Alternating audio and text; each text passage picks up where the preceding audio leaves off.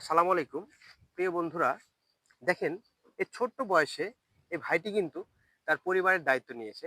তো চলুন ওনার সাথে কথা বলি। আসলে দায়িত্ব নেওয়ার কিন্তু কোনো বয়স থাকে না, যে কোনো বয়সে কিন্তু পরিবারের দায়িত্ব নেওয়া যায়। তো ভাইয়া, তুমি কেমন আছো? ভালো আছি। ভালো আছো না? তোমার নাম কি ভাইয়া? তমাল। তমাল, তমাল হোসেন, তাই তো? তো তুমি এটা কি কাজ করতেছো?